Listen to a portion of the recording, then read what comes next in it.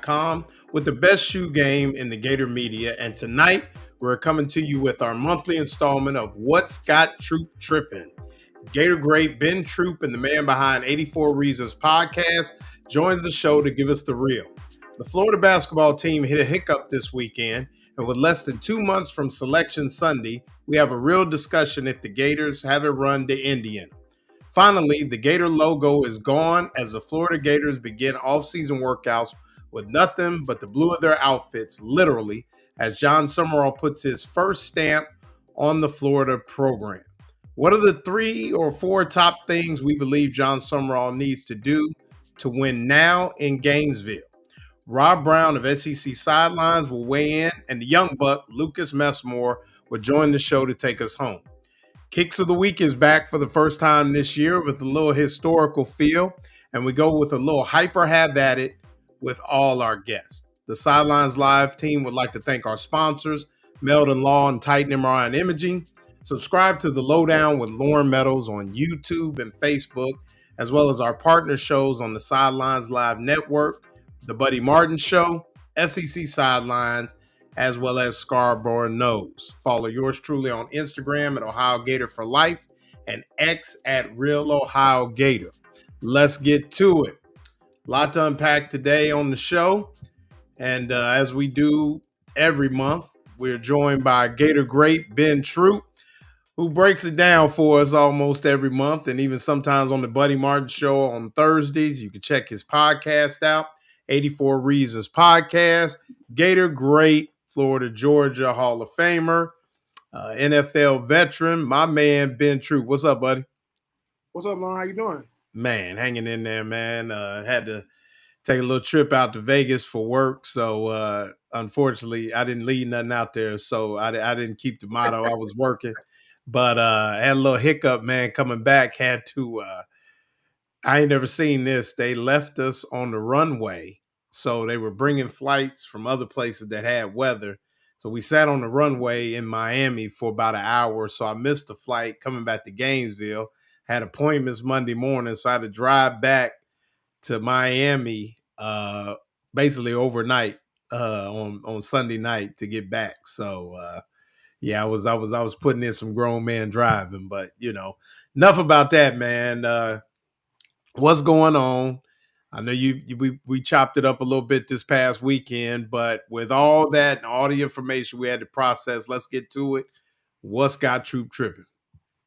What's got me tripping is something that I probably said before, Lauren, is the coverage of these quarterbacks. I look at Fernando Mendoza this year, and I was very, very impressed with the young man, from his mom and what she's dealing with, his father, his family. But they made him a hero throughout the years, almost like the narrative was already put. Man, you got to root for this young man. And I'm not making this about Fernando Mendoza, but his story made everything even more compelling when it came to him winning the Heisman, going undefeated, being a Miami native, wanting to be a Miami Hurricane, being told no by Cristobal and Diaz, and obviously the crown of achievement to win the national championship. You fast forward to 2024, or at the end of 2024, and Shedeur Sanders' situation was very different. A guy that elevated Colorado, was definitely one of the best players in the country, and people was painting out to be a villain. And I'm only asking, why is it when it comes to certain players, they're already a hero, and other players, you make them a villain? And I'm not saying this had anything to do with Fernando or Shedeur, themselves, as far as they didn't control anything, but it's always very, very, very, very, very nerve-wracking to me when I say, wait a minute, if Lauren Meadows had a son and I just happen to be a Division I football coach, I'm going to take care of my son. Didn't Tubby Smith's son play for him? Right? And no one said a word. So exactly. So I just think that for me, Lauren, I'm going to continue to push this narrative, because favorable criticism is one thing. But unfavorable, because people don't think that these national pundits got anything to do with people's draft status, how they're seeing, and it does matter. It really, if you're telling me, if Shedeur Sanders did in Indiana what Fernando Mendoza did, it would be looked upon the same and viewed. It wouldn't, because when it comes to the Sanders last name, that's a great thing to be able to have my father, me, my brother, my family. But it seems like we have already decided, and when I say we, I'm talking about media pundits, we have already decided who we're going to crown a hero and who we're going to make a villain. And I don't like that because people start making things up. And listen, to you theys out there and sources out there, I don't believe that either anymore. Because a source that goes unnamed could be anybody. It could be your neighbor. It could be who you work out with. And the one thing I don't like is when it comes to professional athletes or future ones, what they say about you matters. And quarterback is the only position that people got to actually like you. And it's the only position in sports that's like that. So yeah, that's what got me tripping is the fact that players work too hard. And just because my last name just happened to be that of prestige, and for people thinking being you tripping, I was a part of the 2004 draft that Archie Manning told the then San Diego Chargers that his son Eli would not play for them, and nobody batted an eye. And when Deion said, I don't want my son to play for certain teams, people lost their mind. I'm not saying that Deion, I'm not saying that people's coming at Deion. That's exactly what I'm saying. And I'm like, wait a minute. He's still my flesh and blood no matter what he does. So that's always going to have me tripping when it comes to certain players. Love Fernando Mendoza. He ain't done anything. But you would think that Shedeur Sanders, was out here stealing and robbing people the way this coverage is when it comes to him. And all the man is doing is done it at two schools. When the last time you watched a Jackson State game, Lauren or Brendan? That's right. You ain't got no reason to. So I'm just saying we got to do better at making sure we do what we do with our platforms to bring attention to these players, because it ain't Shedeur Sanders in 2025 or 2026. It's the next Shedeur Sanders who won't have that name credibility or that legacy to be able to have something to stand on. I just think that kind of stuff is crazy. Well, like I said, we talked about this and I agree. I want to hit Shedeur real quick, and then I want to kind of backpedal to Mendoza. And this is probably going to be an unpopular opinion, but I'll give it anyway. First with Shedeur, here's the thing. You and I both know it has nothing to do with Shedeur and everything to do with Deion. And here's my thing about Deion Sanders is I kind of make the equivalent of Allen Iverson and Deion Sanders, two guys in different sports that affected pop culture, fashion, swag, everything. And no offense to Allen Iverson, I love AI, but the issues have been chronicled, good, bad, or indifferent. But Deion Sanders is somebody doesn't smoke, doesn't drink, never been in trouble with the law. Nope.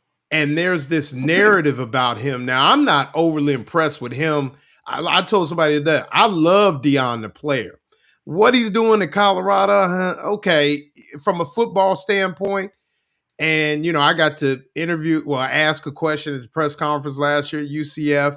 I mean, there was some arrogance there that maybe might rub people the wrong way, especially when you like 7-5 and 8-4, but I get it. But it's a result of that, which makes it even more unfair. And like I told somebody, I saw 3 quarterbacks last year in person, the top 3, what everybody thought were the top 3. I saw Jackson Dart, I saw Cam Ward, and I saw Shedeur Sanders live and in color. I thought Dart was the best. I thought Cam Ward and Shedeur were kind of 2 and 3, depending on you what. And the NFL kind of proved that right. But there ain't no way he was a 5th round pick. No. Not in that quarterback draft. No. When the draft tells you, because here's my thing, and I'm going back to Mendoza now. You telling me, and you tell me honestly, Ben, and I know a lot's been made, and everybody wants, in this media thing, we all want a story. There's 2 things I want to talk about with Mendoza. Number 1, I got into an argument with somebody who he called me a clown, stating that Tim Tebow was the only and Mendoza were the only 2 quarterbacks to win the Heisman and win the national title and or put God first in their life. And I said, well, what about Joe Burrow? What about Charlie Ward? And he called me a clown, and I was like, I see you're a clown and I'll raise you. I mean, we can go down the list, but those are just some, recently. So it's like people want to put these, obviously Tebow's where he is, but people want to make Mendoza. But my thing is this too. He's probably going to be the number 1 pick there in Las Vegas. And we saw all this and things like that. But can you guarantee me 10 years from now? I was just out in Vegas. that the Las Vegas Raiders are going to be relevant because they took Francisco Mendoza in the first round as the number one pick? Is Mendoza better than Baker Mayfield? No. And Right. and and, and the thing is, right? Let me tell you what we're not really saying. Fernando Mendoza got the pub. What he did at Indiana, that's the only way he's gonna get national acclaim. They can't lose, and they didn't. They beat everybody they played. Oregon, Ohio State, Penn State, right? And he won the Heisman. Just because you won the Heisman doesn't mean that you were the best player in college football, especially when you start talking about how down it was this year. And all I'm saying is I like Fernando, right? You mean to tell me when you start, because it's easy to compare number one overall picks, right? It's easy to compare when you start going through them. Cam Newton, bona fide. Joe Burrow, bona fide. You talk about Baker Mayfield and Kyler Murray, bona fide. Jamarcus Russell went number one. See, people be acting like we got a short memory when it comes to this number one overall pick, right? This is no indictment to Fernando Mendoza. There is nothing about Fernando Mendoza's game that says he's the best player on the board. But you're going to get him because he's a quarterback. And when people say, well, Ben, you sound like you hate. Okay, Johnny Manziel last 2 years in the NFL. Not because he's not a good player, because he was Cleveland. How many quarterbacks in Cleveland have turned out to be that? That was my point about Mayfield. Yeah, that's exactly what I'm saying. I mean, well, and here's the thing. Once again, we find these people that are of a spiritual nature, but it's like we forgot, like I said, Charlie Ward, very spiritual guy. Took Ward. I mean, you talk about a story. Doug Williams calls Charlie Ward and says, hey, I know this kid's mama lost his mama down in New Orleans. I want you to take care of him. Not only does he take care of the young man, he moves him in. And once again, it's like, but everybody's forgot about Danny Werfel, put God first. I mean, literally has a statue doing this. It's like we want to latch on to this thing because we got to have somebody. And so the Las Vegas Raiders, who have been a dumpster fire, really, the Raiders really ain't been, I mean, they were relevant what was that year? Was that the year before you went to Tampa, or when did they play Tampa in the Super Bowl? That was 2002. I was in college. Right. So 2002. And I mean, and you're saying, okay, here's the keys to the kingdom. And once again, I could be wrong and I will come on here. But the other thing is, when you talk about guys like Mendoza and others and you want to latch on, I think because it's Miami and things like that, Miami had a dang good football team. And it wasn't Mendoza that got him. It was that block punt. Yes. Block punts get you.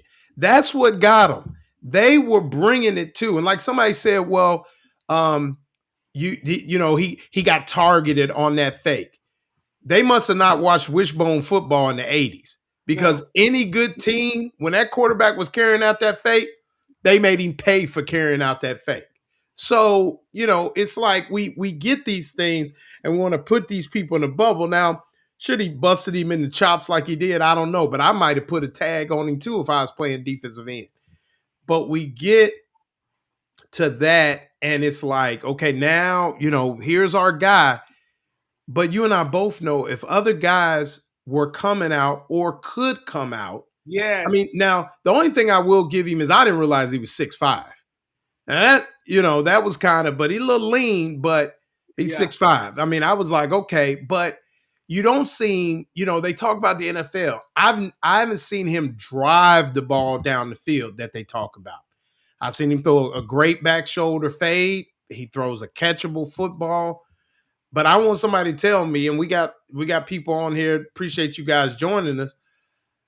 Tell me if you believe in 10 years we will look at the 2026 draft and say this is where the Las Vegas Raiders made their mark and brought a Super Bowl or AFC championship to Las Vegas. This was the draft. This is what started it all. If you really believe that, because that's the way we're talking. And I've gone on record to say, I think, if football was the way it is now, I think Tim Tebow's still be in NFL maybe or whatever. And they're worse, it works both ways. You can be almost too religious, like they use that against Tim, but it's like now it's good to go. I mean, it's like we've changed focus a little bit. But yeah, I mean, I agree. And you even talk about it at the pro level where, it's like the whole debate's been this week.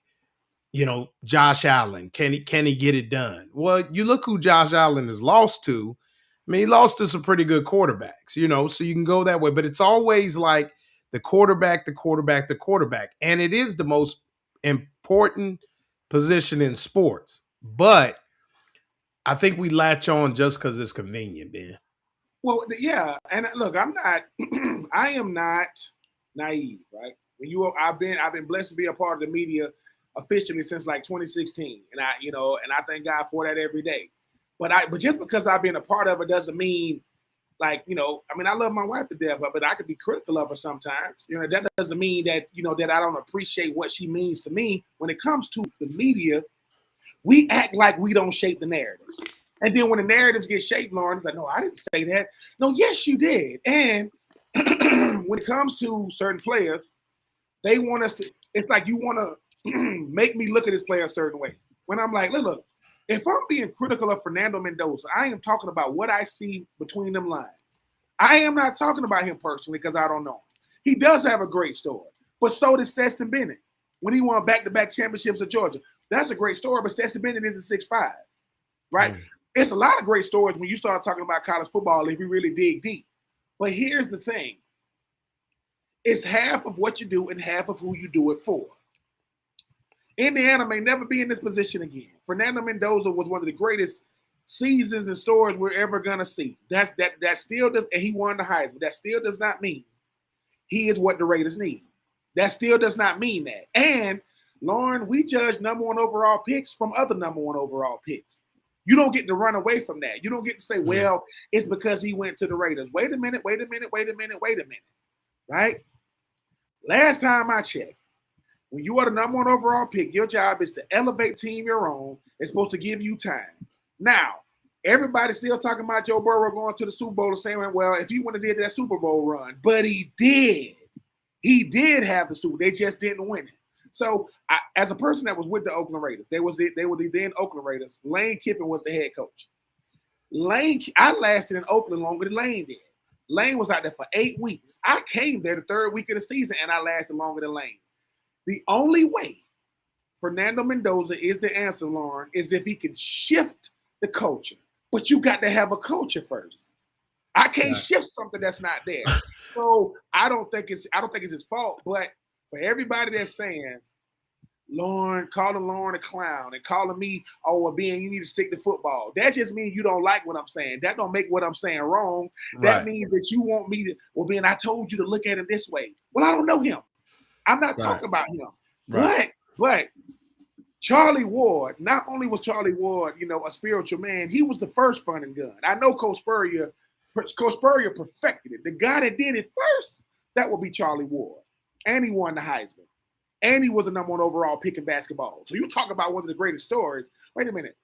I won the Heisman and the national championship. But I played basketball. Now he's the head coach of FAMU basketball. I'm just telling y'all. Played in the finals twice. Yeah, we don't want to get into this story stuff because my story ain't gonna be the same ones yours is. That's why if somebody asking me who the greatest players of all time, somebody got mad because somebody said, as far as like career-wise, Tim Tebow was better than Cam Newton. But as far as like player to player, they're And people like, wait a minute, Ben. I said, I didn't listen. Career-wise, nobody's better than Tim. Nobody is. Nobody at the quarterback position. But when you get to talking about X's and O's, right? We get to talking about just breaking down the game. What makes football the best game is your eyes do not lie to you. This ain't basketball. This ain't baseball the way he got a sinker or a slider can't nobody hit. No, what my eyes say matters. Because if that's not the case, why do they do height, weight, and why are they doing height and weight and wingspan and hand size? Because all those little intricacies matter. But Fernando Mendoza, am I rooting for him? Absolutely. Absolutely.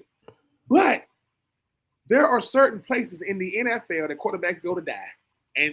and LA, and I mean, and Las What? Vegas is one. And sorry to cut you off, Ben, but I just want to talk about when we talk about LA, and this is how bad LA is. They draft Jamarcus Russell, first overall pick, correct? Yes, yes, They send him. Now you talking about culture. They send him home with a video and say, yes, "Hey, watch these blitzes." Okay. Now he comes back and says, "Yeah, I watched it." Blah blah blah blah blah. The video or CD was blank. yes. Now, one might say, well, that's on Jamarcus. He shouldn't have lied. But to me, that speaks to the culture of when you're trying to build people up and you make an investment. So when you talk about the Raiders, that's how bad they've been. They had coaches who were literally trying to upset the apple cart, so to speak, with Yeah. their number one pick and make him look like a clown instead of saying, hey, let me sit down with you and watch the blitzes. We watch them together. Let me put our number two with you and y'all watch it. Now, if you don't want to watch it, then you put it out there. But to send him home like that and try to do the sideways, that's what we talk about. And I appreciate my man Greg jumping in. And that's the thing. Like when Mendoza talking about he's smart, he does. But to your point, Ben, I saw Shador be smart. I saw Cam Ward come into the swamp and be smart and manage the game and handle protections and things like that. It's just like we said. I think there's a narrative to this thing, and we jump on people. And Rob, you were there throughout the Cam Newton. I mean, what Cam Newton was able to do at that culture at Auburn in just 1 year, and really taking a group of individuals that were kind of some. Name me, other than I think the freshman running back and Nick Fairley. I mean, there was some. But it wasn't like littered with stars, but he was able to elevate the play of others. And once again, Cam Newton, a guy, gets a lot of flack. Doesn't drink, doesn't smoke, doesn't get in trouble. But there's this narrative, Cam Newton, Cam Newton, Cam Newton. So we'll let you finish it up, Rob. I know you've been listening in. Give us your thoughts. This is a great discussion because I quoted Ben today on my show. I quote him a lot, talking about every time you see an NFL game is over, you see everybody on the field hugging and each other and just happy. He goes, yeah, because we're glad we didn't get hurt. You said, I think you told me one time it's like being in a car wreck. Dana Marquez, equipment ops director at Auburn, said it's like being in a 75-mile-an-hour car crash. It is. Every Sunday. And, Cam, I was there about, 10 feet from Cam when he was his jersey was retired at the Auburn-Georgia game, and he had all of his kids up there. He was so eloquent in his praise. But what he did, Tim Tebow, those are two of my favorite players in the history of college football. And I'm not saying that just to placate y'all. I will never do that. I would fire my own kid if they didn't do a good job. Tim Tebow is just I love what he represents, and nobody's perfect. Neither is Cam, but Cam went on a team with 24 seniors at Auburn. And you had Nick Fairley on defense out of Williamson High School down in Mobile, who'd been in junior college, worked his way there. And you had a few players that on that team that were drafted that next year. You had others that later were drafted. But as an elevator goes, you got to say, Cam, he elevated everybody around him's play. Auburn's 7-5, 8-5 without him. Mm-hmm. That's what they would have been. And if they're anything, they're inconsistent. And the fact that Cam was denied being entered into the College Football Hall of Fame, guys, there's just a lot of people out there with agendas. Just like with Tim Tebow, this is my opinion. He was run out of New York by the media up there because he was so outward in his Christian faith. And I think that was a disgrace, and everybody knows what happened. Tim Tebow, he's just the definition of college football and what you love about the game. It's Tim Tebow. Cam, we know what happened at Florida and all that stuff, but I know what he does behind the scenes at Auburn and what he does in Atlanta to help people. He doesn't ask for recognition. Neither does Tim Tebow, and neither does Ben. Ben does a lot of great work to help people. So we're talking about two of my favorite players in the history of college football. So Right. that's just how I And feel. it's funny how like now 15, 20 years later, 15, Yeah. 16 years later, they're embracing that. When, like you Yeah. said, they ran Tim out of everywhere he It was was at. awful. Ran Awful. ran him out of everywhere. But now, and like I said, we're talking. This is not an indictment of Mendoza. Yeah. It's an indictment of the double standard that exists. Cam Newton was 18, 19 years old, and like he said, he didn't get kicked off the team. He left because Tim Tebow came back. And it's like they still paint that narrative. You bring up Cam Newton here in Gainesville, and the first word out of people's mouth is laptop. Yeah. God. That's not what happened, but everybody paints a narrative. And that's what I was saying to you. And that's what we've been talking about is you put these things out there and it's just not true, but they latch on and grab and put instead of, going through. And like we said, I mean, it's it's almost like we almost have to bend to the time, Rob. Like it's like, okay, now it's time for another one, another Tebow. It's time for when, like we talked about it, for 3 weeks. Forget Mendoza. What has been done at that university is the best thing. Mendoza is not the best story in college football history, but Indiana football might be. Because, like we said, you cross the state line, you're in basketball country. The gyms are huge. There's rims everywhere, and everybody is out hooping. Play somebody that's just a normal person from Indiana and pick up basketball and see what happens to you. Trust me, it's different. And we're not going to stay on this, but go ahead, Rob. No, I'm with you. And I want to go back to, like, people misunderstand so many of these NFL players. Ben, I don't know if you know my friend Dan Williams. Dan was drafted from Tennessee, was a 5-year player, redshirted, defensive tackle, taken in the first round, April of 2010 by the Cardinals. Arizona, played 7 years in the league. Dan is the coolest guy. And he said, Rob, he's in the touchdown club with us in Memphis, played at Tennessee. And he said, look, they give you all this money in the NFL. You get a per diem. He goes, I saved all my money. You know what he's done? He's like what you do, Ben. He's gone back and started a foundation to help kids who struggle to read so they can get better jobs. And he's an elevator. And Dan played 7 years in the league. You played 5. When that guy walks into the touchdown club, everybody wants to talk to him. I don't care if you're an Alabama fan, Florida, Tennessee. Everybody wants to talk. Just like you, Ben. You got a magnanimous personality. It's because so few people can do what you do. That's the thing. If you're a backup quarterback in the NFL, that means you're one of the 64 best quarterbacks in the world. And the narrative, about, Tim Tebow, it was awful what they did to. I think he's one of the greatest college quarterbacks I've ever seen play. I think he's the greatest college football. I mean, three trips to New York. I mean, that's and just so I'm petty. Call me. I got a friend that calls himself Petty Pete, but I'm gonna call my middle name's Patrick, so I'm gonna be Petty Patrick for a minute, just for the guy that tried to school me on Heisman Trophy quarterbacks that have won the national title. Y'all tell me if I miss any. I'm gonna just start in '96. Okay. We got Werfel. We got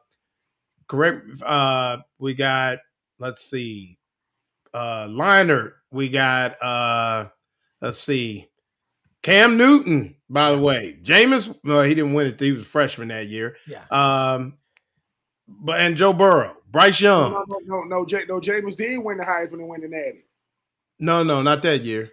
He was a freshman that year. Was that? You're right. He was. You're right, Ben. So let's throw shout out to famous Jameis. So anyway, we do know what we're talking about on here. Yeah. When I get online, I check my sources before I jump out there. So somebody said Bradford, but Bradford unfortunately lost to the great Tim Tebow.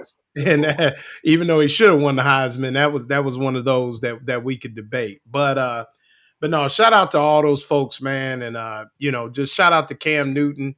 Once again, one of the few that won a Heisman Trophy and won a national title the same year. Big fan of Cam. And, man, that's a big old dude, bro. When He's you get up on him, huge. he is huge. So all them people that talk trash about, his clothes and all Oh yeah, that. I they mean, do where that. I'm from, I'm gonna tell you, don't run up on him. You do so at your own peril. You see, he fought them 10 people off at I'm about to that say, yeah, 707.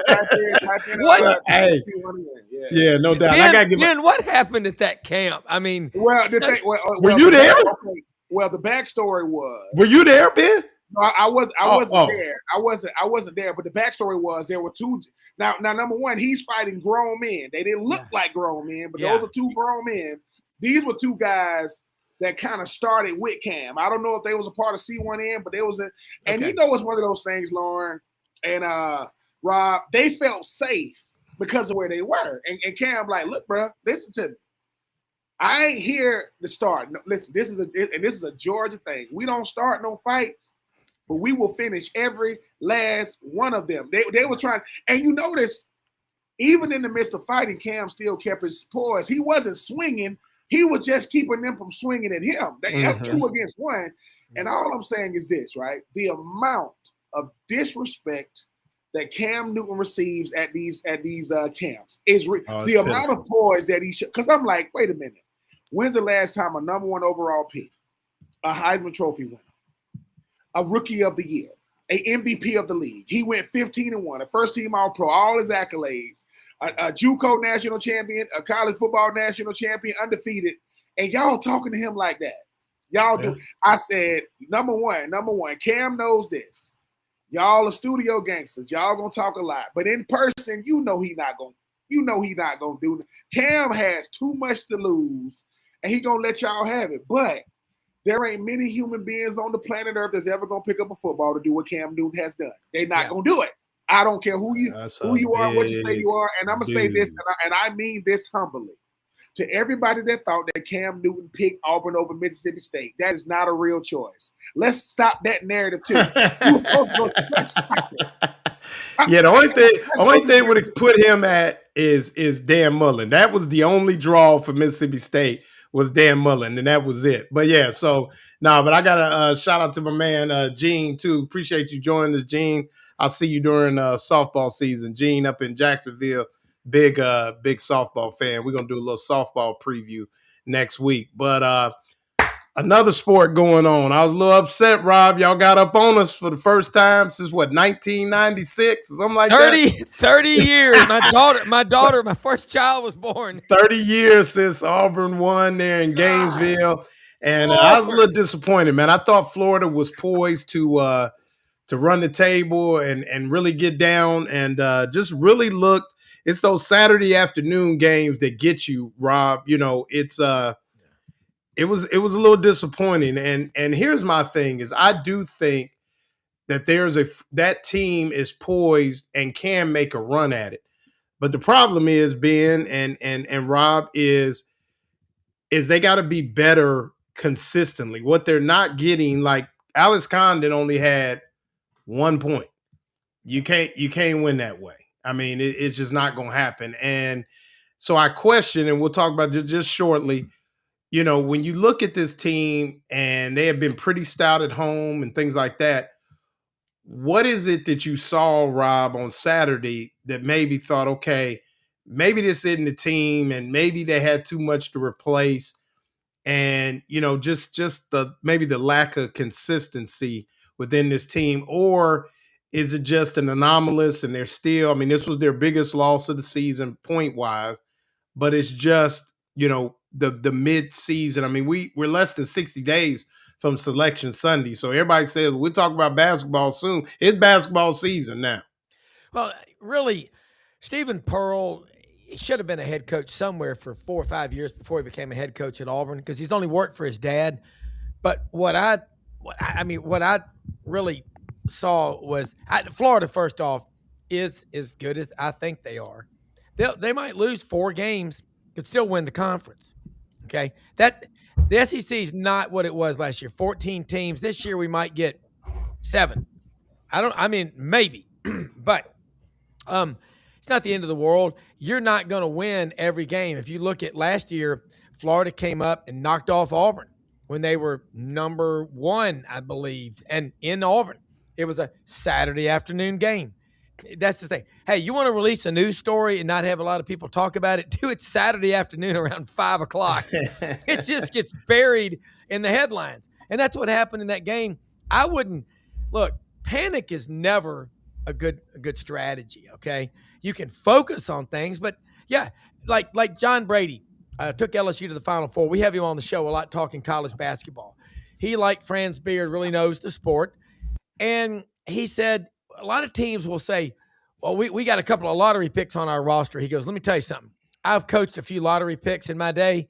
Lottery picks don't lay an egg with, 1 or 2 points and a rebound. I mean, they're consistently 12, 15, 20 points night in, night out, 8 to 12 rebounds or whatever like that. And a game like this can also shake you up. Todd Golden's a hell of a coach. And if he's anything, he's level-headed. He'll get those guys ready. And I would not want to be the next team to play the Gators. And they go to South Carolina, I think, tomorrow night for a tilt up in Columbia. Joe Lunardi has the Gators as a 4 seed right now. Ben, I was looking for a number 2, possibly maybe getting there, and they still could. But right now, both looks like the top seeds in the SEC would be Vanderbilt at a 4, and obviously Florida right now is at a number 4 according to Lunardi. Ben. Yeah, that's about right.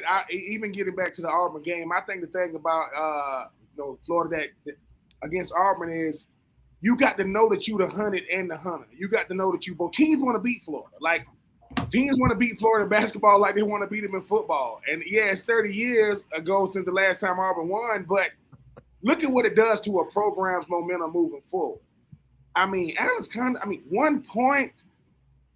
I don't think that's going to happen again, but that's the thing about Coach Golden's teams is when they lose, it's always a head scratcher. Like, dude, like what is that? They don't have. You got to find some level of consistency even when you don't play well. And I know that's you the defending champ, so you're gonna get way more scrutiny than you should when you win, and way more praise than you should. I mean, way more scrutiny when you lose, and way more praise when you win. But like you said, Lauren, it was just one of those games. A lot of hype. People.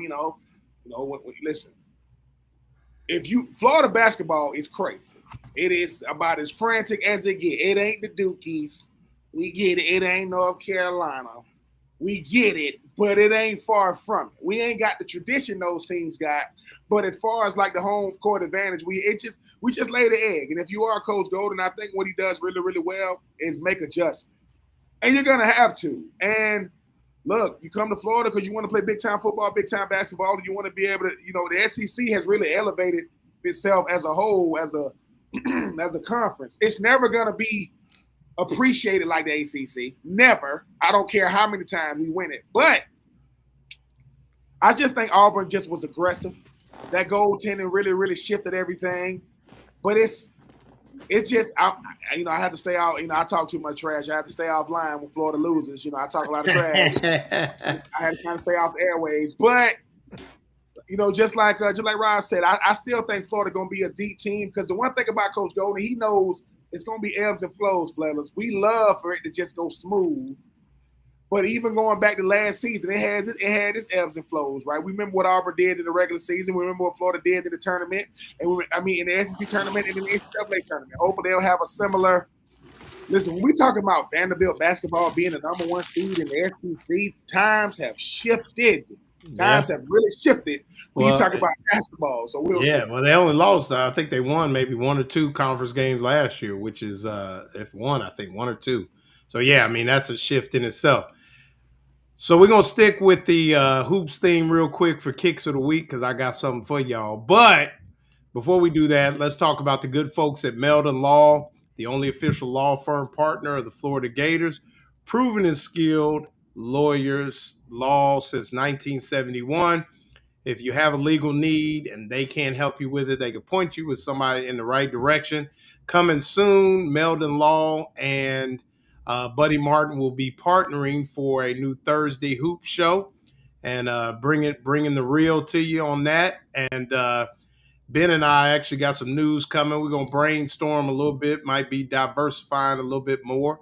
But the good folks at Meldon Law continue to support Florida Athletics saw Mr. Meldon and his wife at a women's basketball event last week. Just always positive, always energetic, and always willing to help.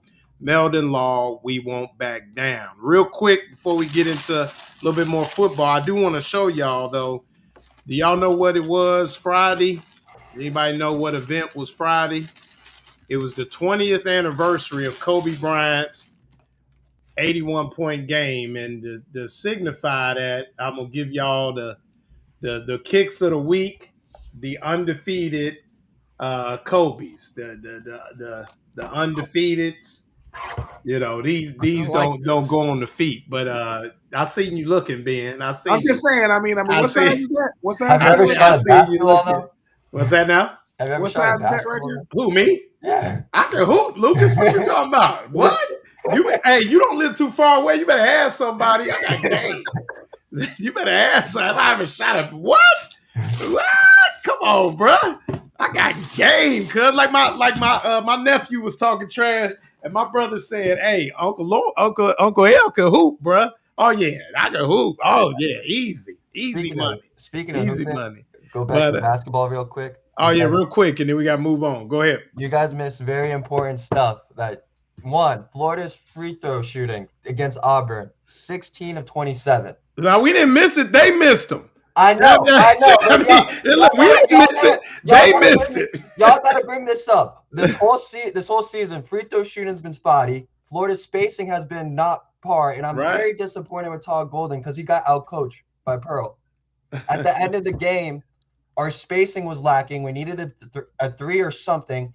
We pay Lee and Boogie, I don't know how much NIL is, but it's probably like $1 million. But we pay him probably $1 million to play basketball here. He didn't put in Lee until the last 2 minutes of the game, when Florida clearly needed spacing and a bucket. The lack of spacing caused all that congestion in the paint, which caused Florida to lose the momentum that they had. The reason why they went on the momentum they did to tie the game at 52-52 is because of the spacing when they had Boogie and Lee in, or even Clabb. Well, but that's what we're saying. I mean, I think it's you look at this team, and you could say, I mean, that's a one-off because those things have been improving. And then, is it a one-off? Well, we'll see at South Carolina. But, you got to get those wins at home in league play. And they didn't. And like you said, they did. The free throw shooting, particularly at home, was abysmal and could have been the difference in the game when you talk about making a run and coming back. So that is a good point. But let's get to maybe the news of, I guess, if you're talking Florida football, the news of the week is the logo is gone. So if you look at the Florida football players, videos, team workouts, things like that, they're in the Florida blue. There ain't no orange and there ain't no gator. Jon Sumrall has taken the logo from the team and has said, we have not earned anything. We got to earn it.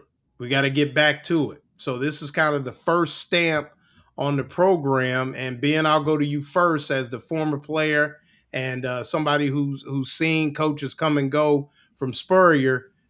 You like this? Is this fluff? I mean, you know how I am. You do all this stuff. It's got to matter. Is it fluff or you like it? I do like it. I like it for this reason. The hardest thing for any coach to come in to do is to build to have his personality be something that resonates with the team. You know how many guys was all, hey, man, that's Coach Sumrall, man. I mean, he played in the SEC. He got to understand, right? Coach Sumrall saw what didn't happen in 2025. Coach Sumrall saw that we didn't make a bowl game. We didn't get asked to play in a bowl game. And I don't want y'all to think it's sweet. He won at Tulane. He's made the college football playoff before Florida has with 12 teams. He made it in. Right? You can't lose sight of that. And people think the words players coach mean that you soft. That means that you are put. That is not what that means. That means that I understand y'all, but I'm a push. And if you got to establish order first. We said, hey man, whoever comes in here, they got to establish order. And I saw the video with the young man that I guess at the basketball game that he said, hey man, he coming to Florida, he dapped them all up. That was his first. That was his first recruit of 2027. Okay, the best coaches are the most demanding. The ones that get the most production out of you, they are the most demanding. So I like it. Because sometimes players think, hey, man, I'm already here. Stuff is sweet. It ain't sweet out here, man. You the biggest brand in the state of Florida because you Florida. You're not the biggest brand in the state because of production. I want to be because of what we're doing, not where we play in the logo. So since you like the logo, go earn it. I like that. And I like the fact that they hopefully he's staying away from that. The best player on offense, the best player on defense, wear number one. No, just be the best player, no matter what number you wear. Don't let it be because of a number. So yeah, right. I do like that. Coach Sumrall, like I said, the energy, the approach. The greatest thing he said was, I don't have a 5-year plan. I have a right now plan. And he's doing it right now. So I like it. You can do no wrong, Lauren and Rob. You can do no wrong because you ain't coached no real games yet. But I've seen that all-season program. I've seen the guys he got coming back. And he can do no wrong because Jaden Ball coming back. He got Jaden. So, I mean, in my book, that's what he really had to do. And that's kind of the only reason why people are listening to him now. Because if Jaden Ball was going elsewhere, yeah, he'll be talking about that a lot. But he is coming back. He is coming back. Rob, you like the move. You think it's a good stamp, a good start. Kind of, Ohio State has the black stripe with the freshmen, and then they have a big to-do. I don't know if he'll do that with guys earning the logo, that kind of thing. But as we head into spring ball, Rob, you like the move? Yeah, I mean, I think he's been hanging out with Urban Meyer. Didn't he do something like that at Florida? Took away and said different levels of. But I love Swamp Kings luxury. So to speak. Swamp Kings should be watched by every kid who wants to play college football. Just like the documentary on Sewanee winning the 5 games in 6 days in 1899. Excellent documentary. Yeah, by the way. My friend Norman Jetmanson did it, and he's won all kind of awards. It's now on every Delta airline flight that you take. Yeah, it's really cool. But no, absolutely you should do it. I am the biggest Sumrall fan. I was the number one guy that I wanted to be at Auburn. And now Auburn got Alex Golish, and I'll pull for him because he's Auburn's coach. But I think Sumrall gets it. And Ben's right. If you're a player's coach, doesn't mean you're soft. It's you're a wet noodle. It means you're like, okay, I know what it takes. He goes, I was an undersized, maybe not so talented player, but I led the team in tackles. And then he had the injury that ended his career. And Buddy Martin asked that question. He got a call when he was at the beach and came to Florida. Went back to Kentucky and coached. But Ben's right. He's been in the conference championship all 4 years that he's been a head coach. Twice at Tulane, and before that, twice at Troy. So, yeah, I think it's great. Take away from these guys. Make them earn it. Make there be competition. You got one mouse, one rat in a cage. There's a piece of cheese. He'll eat when he feels like it. You put 2 in there, they're going to fight like hell and tear that cheese. They'll melt it. Okay? Competition is the spice of life. And all these people that think you got to go along to get along and kowtow to these young kids. Young kids today, because I got them, they want to be pushed. They've never wanted to be pushed harder ever than what right now. Why in the last 6 years did every branch of the military, their numbers go down, but one branch, their numbers kept going up every year? From the halls of Montezuma to the shores of Tripoli, we will fight. It's because there's a standard, man. And right. Ben knows it. Yeah. Underneath that hat is one hell of a noodle, Ben. You got a good noodle. Remember the term, use your noodle. But Ben's right. Take it away from them. Make them hungry. Yeah, no doubt. Yeah. And Lucas, we talked about that, but, you're a guy, you watch the program, you follow it, kind of go around and we got about 9 minutes left or so. What are 3 things, if you, after watching this football team, if you had to give Jon Sumrall 3 things that he needs to get done between now and the start of the season, what would you say those 3 things would be? Going into spring camp, picking who's your quarterback is number 1. It's Philo or Trammell. Because I strongly believe if Trammell doesn't win the job this year, I think he's going to transfer out of Florida to go someplace else. Because Philo still has 2 years of eligibility. The second thing, affirming who's the captain on defense. I believe it would be Woods, especially since he made it adamant for him to return. And then 3, run the ball, because you saw the success it had.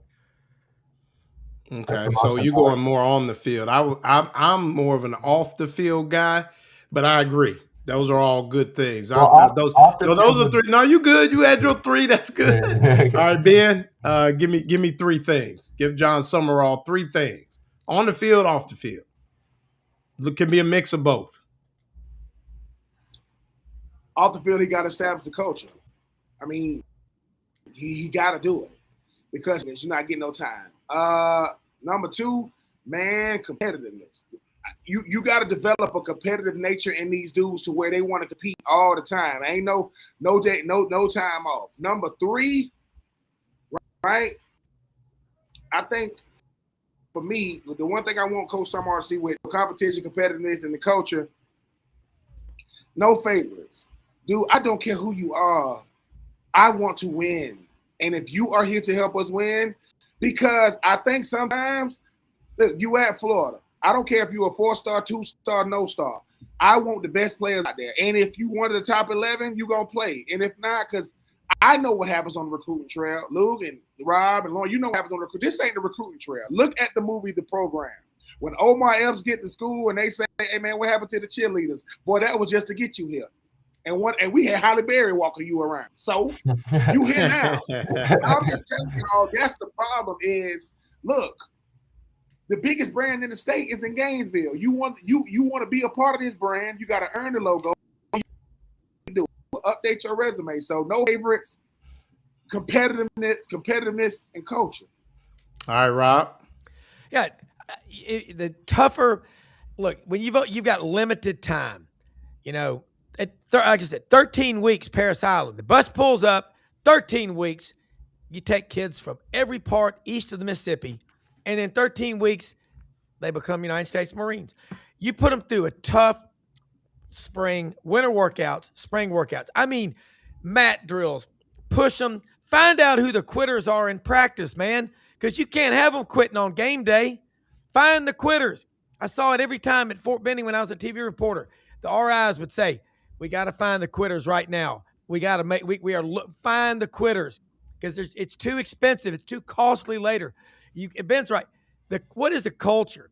It means that if you're thinking about quitting or going soft or not putting 110%, 5 other guys are in your face going, don't let us down.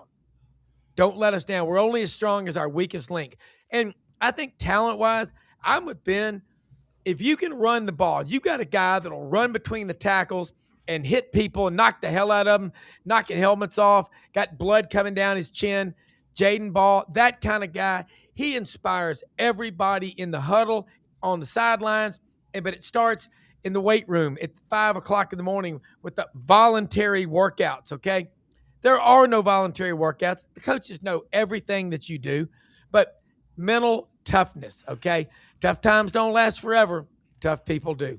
Yeah, no doubt. My one where everybody, I think, I'm not going to say you missed because we all got different thoughts. Engage. Yeah.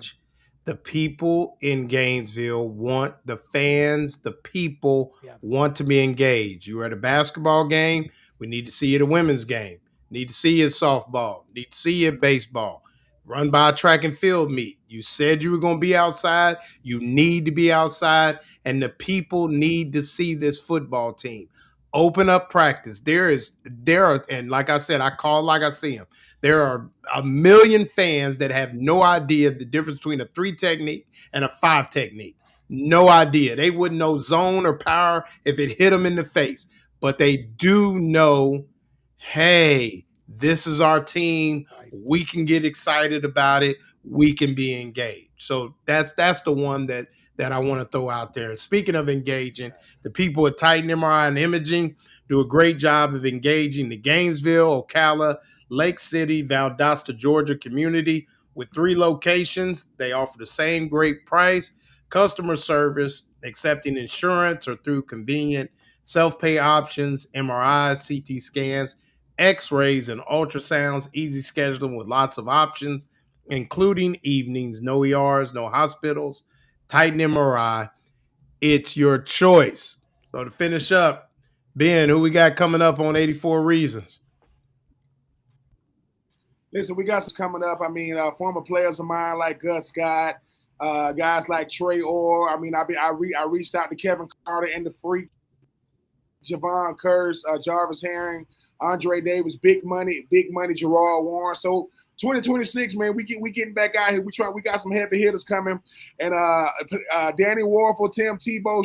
You guys, you can't Nah, no doubt. I'm gonna run you down. I'm gonna be Ed McMahon on them episodes for sure. And Ben and I got some things coming down the pike. A little weekend sum up show for you guys. Gonna really get real with you on the weekend. So coming soon to you. Rob, who we got on tomorrow? Got Jake Wimberly, the numbers, ESPN 105.9 out of Jackson, Mississippi. We're going to figure out how the numbers don't lie and how the SEC is going to find its way back on top. Dudley Dawson inside Arkansas, Vince Ferrara, the sports animal up in Knoxville. And we'll bounce all over the SEC. But what we're really going to focus on is, hey, SEC's not done. And how are we going to double down with 9 games staring us in the face to get back on top? Again, a 3-year rental to the Big Ten is enough. Yeah, going to be a buzzsaw. Feinbaum came out and really took the SEC to task this week as well. So SEC got work to do for sure, no doubt. Lucas, other than meeting me at Santa Fe to run them ones, now that you tried, you in it now. And but okay, I see. Hey, you let me know. I'm down for anything. You let me know anytime. But no, just appreciate you joining us, man. What time you got class tomorrow? If I didn't have class with Rob's show, but I have classes at 8:30, unfortunately. So all right, well, appreciate you joining us, man. For Ben Troupe, Lucas Messmore, and then my man Rob Brown. Appreciate you guys joining us on this edition of the Lowdown with Lauren Meadows. We'll see you guys next week. Recording live from somewhere. Have a good evening, guys. Thank y'all, man. That was fun. Yeah.